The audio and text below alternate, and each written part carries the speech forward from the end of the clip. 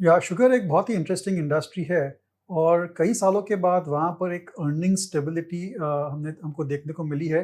उसकी वजह ये है कि ज़्यादा से ज़्यादा एथेनॉल का प्रोडक्शन अभी ब्लेंड हो रहा है विद पेट्रोल और गवर्नमेंट का टारगेट था कि 10% एथेनॉल ब्लेंड होना चाहिए, वो तो हो गया और 2025 तक 25% पेट्रोल में इथेनॉल ब्लेंडिंग का टारगेट था। तो इतनी ज़्यादा कैपेसिटीज़ आ गई इथेनॉल के लिए और इथेनॉल का सप्लाई चालू हो गया शुगर कंपनीज़ के लिए, जिसकी वजह से शुगर कंपनीज़ को एक नया-सा प्रोडक्ट और प्रॉफ़िट सेंटर मिल गया और जो उनकी अर्निंग्स की वॉलेटिलिटी थी, वो फिर काफ़ी हद तक कम होने लगी because they were selling ethanol to the government. अभी ये बहुत ही बढ़िया पॉलिसी थी गवर्नमेंट की और इससे बहुत फ़ायदा हुआ है देश को भी, शुगर कंपनीज़ को भी और अपना जो इम्पोर्ट बिल है, वो भी कम हुआ है because we are using home grown ethanol, home grown sugar cane to make ethanol which goes into the petrol which we are using in the cars. अभी प्रॉब्लम क्या हो गया रिसेंटली कि government has banned the use of ethanol in petrol blending if they are made from sugarcane juice or B heavy molasses. यानी कि क्या हो गया कि आप एथेनॉल शुगरकेन जूस से बना सकते हैं, आप एथेनॉल बी हेवी मोलासेस से बना सकते हैं। B heavy molasses molasses molasses जिसके अंदर और भी शुगर कंटेंट रहता है and then there is C heavy molasses.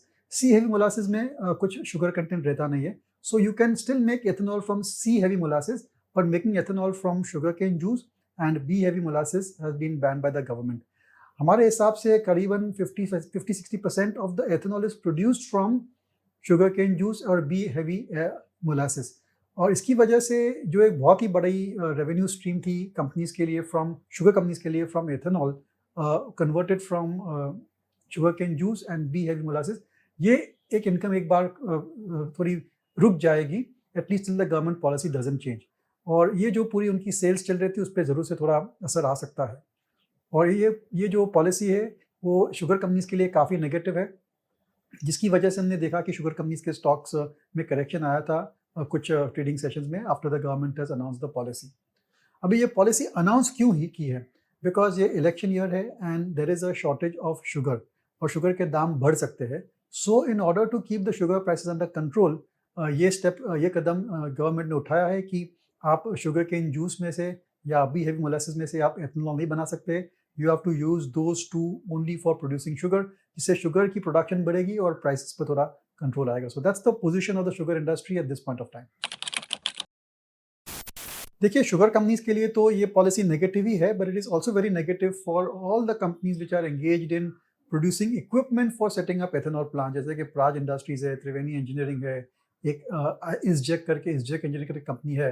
These are the companies which were having huge order book position, क्योंकि sugar companies were expanding their ethanol capacity on the hope that ये 25% की जो अपनी target है for ethanol blending, to meet that target they were expanding the ethanol capacity and that ethanol capacity की जो main raw material थी या main feed stock था, that was going to be sugar cane juice and B heavy molasses. So if the government does not change the policy back, then all those investments can come into question mark and of course sugar companies नए plant डालेंगे नहीं, जिसकी वजह से जो plant and equipment companies है उनकी order book पर नेगेटिव इफेक्ट आ सकता है।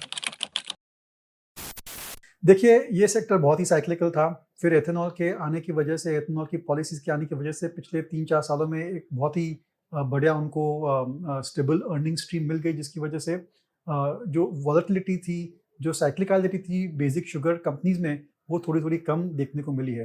लेकिन अगर गवर्नमेंट अपनी पॉलिसीज़ चेंज नहीं करता है, then we go back to high degree of volatility and cyclicality in sugar companies. और इन्वेस्टर्स के पर्सपेक्टिव से we can not pay a high valuation for companies जहाँ पर अर्निंग्स पर शेयर और प्रॉफिटेबिलिटी वॉलेटाइल और साइक्लिकल रहती है, वहाँ पर आप कभी भी हम ज़्यादा पी मल्टीपल नहीं देंगे।